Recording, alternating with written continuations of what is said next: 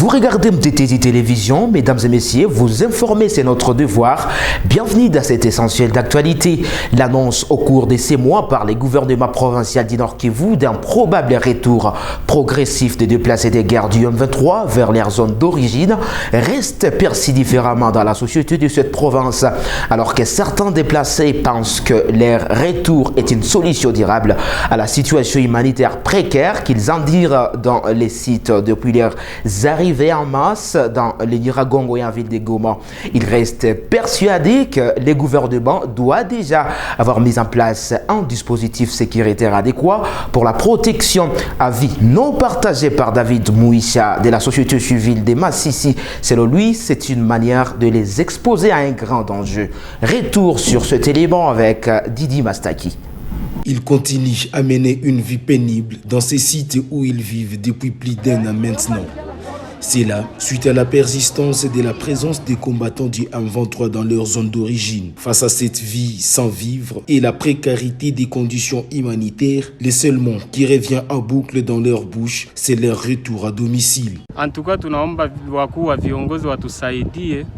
Kama inawezekana vita inamalizika, umwe watu wanarudia ama kama watu hawarudie wanatupatia chakula. Plusieurs mois après un calme précaire qui semble s'observer dans les zones sous conflit, l'annonce du gouvernement provincial du Nord Kivu sur l'organisation de leur retour progressif a été reçue comme une aubaine qui vient transformer leurs rêves en réalité. Le message si imetufurahisha sana, kwani susi yetu ni wakimbizi, kila mtu arudie nafasi ambapo alitokea. Kufurahisha ila ni juu tunaweza sikia, lakini kusema waweze kuitenda habitawezekana. Même, il y a encore à craindre la présence des combattants du M23 dans leurs anciennes positions de Kibumba, Rutshuru et Massissi qui semblent constituer une menace à leur vie. Mais Théo Musekura, représentant des déplacés, a encore de l'espoir. Kwetu vita haiya kuisha, lakini si wakati government inasema tunawarudisha, manake watakuwa wamekamata security yetu pale, hatuwezi jibia kitu. Government ya kwetu ikasema tunawarudisha, wanatusindikiza, tunatazama polisi yetu pembeni yetu, FARDC pembeni yetu, pale tunapaswa jua kama usalama iko, nao hawataturudisha kwa M23.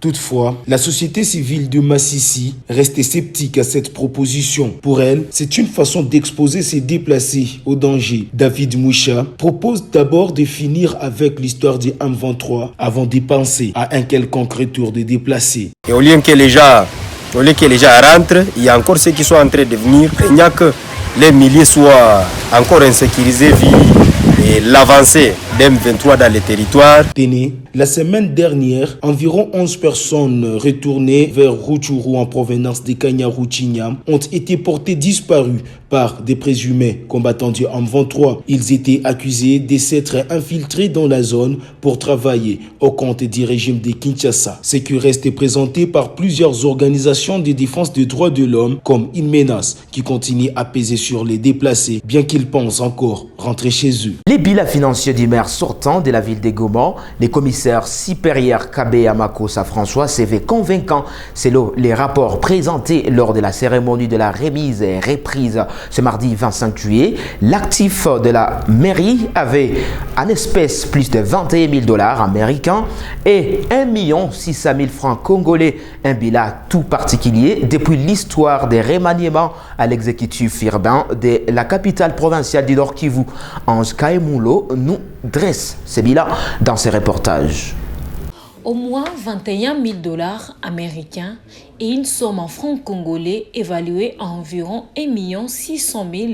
C'est l'actif financier que vient de laisser le commissaire supérieur principal Kabeya Makossa Faustin, alors maire policier de la ville de Goma. En termes de dettes, il laisse inexigible de 15 000 $ que la mairie de cette ville sous état de siège doit à des tierces personnes pour le fonctionnement de son bureau et tous les autres services de la mairie.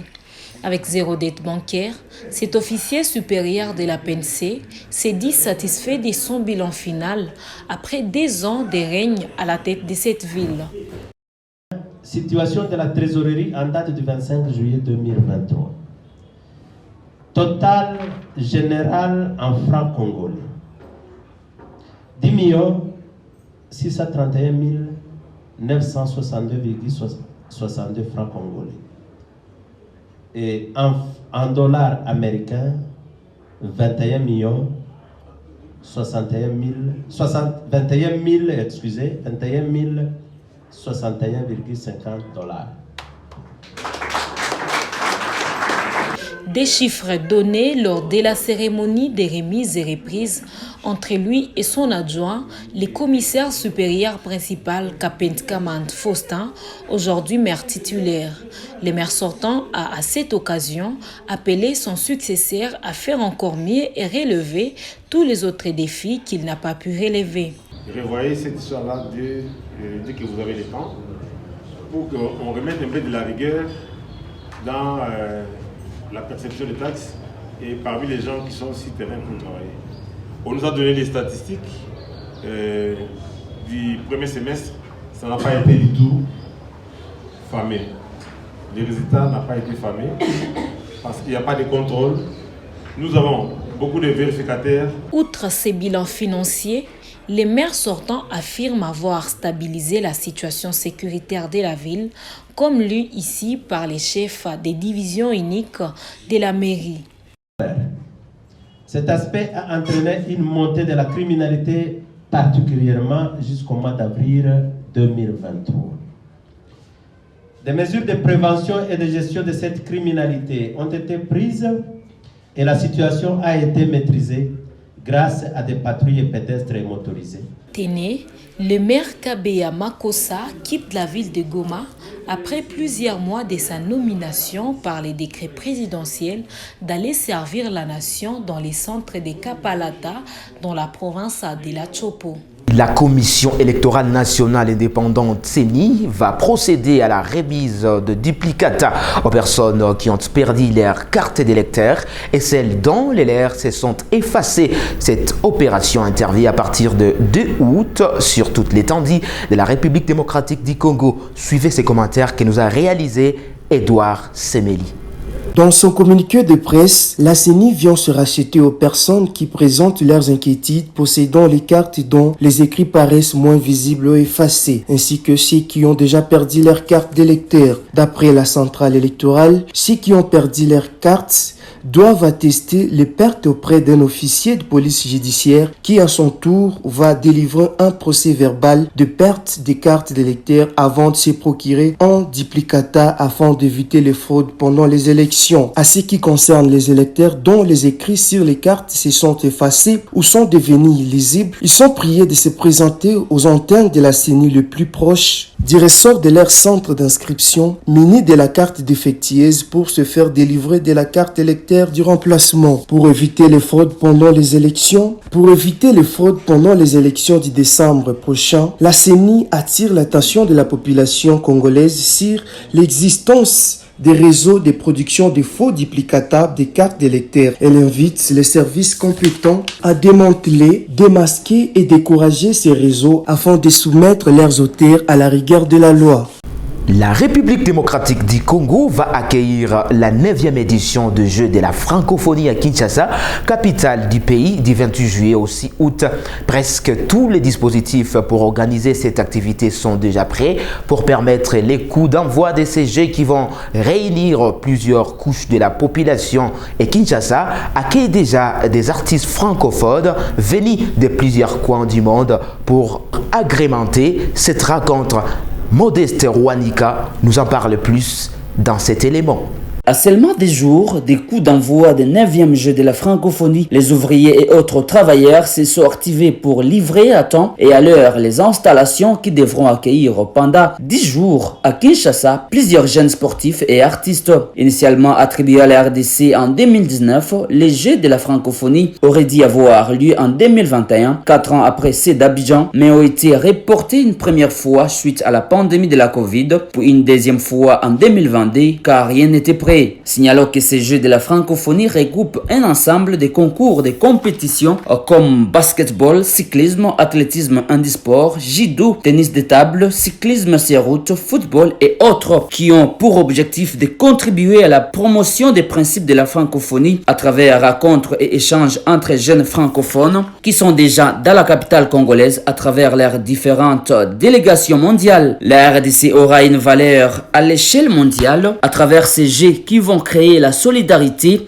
la paix et surtout d'intensifier la collaboration diplomatique entre ces pays qui vont participer du 28 juillet au 6 août 2023 dans une ambiance fraternelle et amicale. Ouverture du bureau de la chefferie de Rutshuru depuis quelques jours par les rebelles du M23 est un acte de sabotage au processus de la communauté internationale de restaurer la paix à l'est de la République démocratique du Congo. C'est les propos tenus par Jacques Sinzaira, activiste du mouvement citoyen Amka Congo. Selon lui, c'est un signe qui annonce la guerre et la population doit s'y préparer à conséquence. Jacques Sinzaira s'est entretenu avec Ornella Wamungu.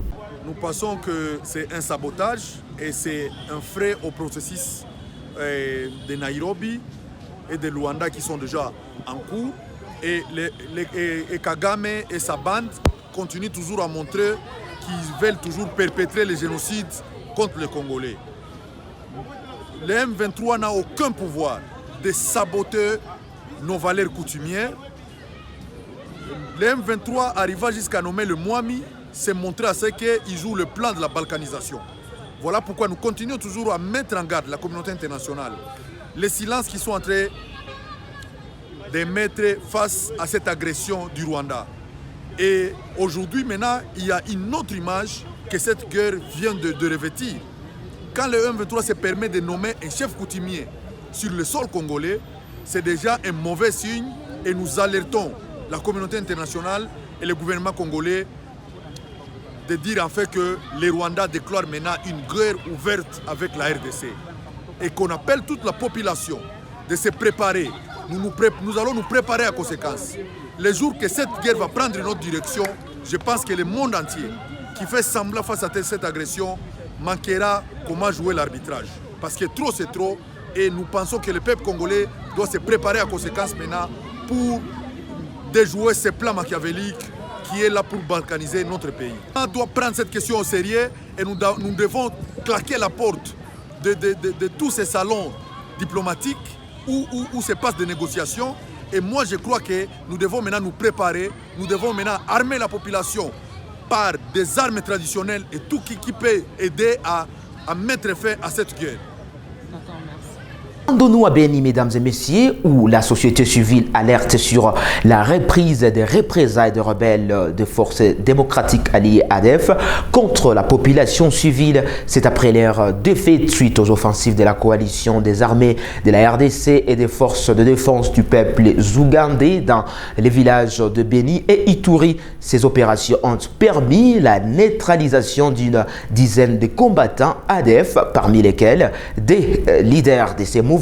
Delphin Mupanda nous en parle plus dans ses reportages depuis Béni.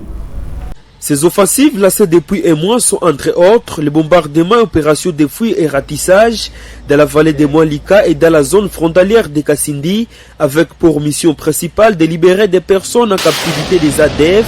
D'après le porte-parole des opérations conjointes FARDC et UPDF, lieutenant-colonel Makazoukai, plus d'une dizaine d'assaillants ont été neutralisés, parmi lesquels des commandants proches leader ADF Amigo Kibiridje. Il s'agit d'Abdou Masirika et Kabanga Kane. Ces offensives ont également permis la libération de 24 otages et la récupération d'une dizaine d'armes de guerre de tout calibre, plusieurs effets militaires, des vivres et non-vivres. La société civile du territoire de Béni salue l'exploit de la force de la coalition FADC-UPDF.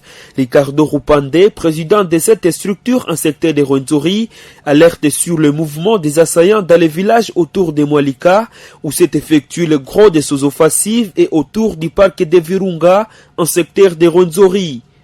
On n'a pas mis une ceinture qui pouvait contrer l'ADF qui quitterait, qui fuirait, n'est-ce pas, les opérations au niveau de Mwalika. Et puis, ce n'est pas seulement Mwalika. je vois les villages qui sont tout autour, dans les parcs, dans le village de Apiutu, dans le village de Kinyambaore. Là, l'ADF fait des mouvements, ça va. Et ces mouvements nous inquiètent. Vous savez, lorsque l'ADF fait un mouvement et qu'il n'est pas suivi, pour nous, c'est une inquiétude, c'est une menace très sérieuse. C'est depuis plus d'une année que les armées congolaises et ougandaises mènent conjointement des opérations sur le sol congolais. Ces opérations ont permis la libération des centaines de personnes civiles, jadis prises en otage par les rebelles, le démantèlement de leurs réseaux d'approvisionnement, l'arrestation et la reddition de plusieurs combattants et la neutralisation de plusieurs autres. Parmi les combattants ADF neutralisés, des figures importantes de ces groupes armés comme Boaz, Kassadja, Segou Jafeza Moularo, Djeboulili, Odeke, Abdou Masirika, Hassan Rubanzana, Odongo Kala et Kabanga Kane. On est complètement à la fin de ce journal. Mesdames et messieurs, merci de nous avoir suivis. Restez branchés sur les programmes de MTTZ Télévision.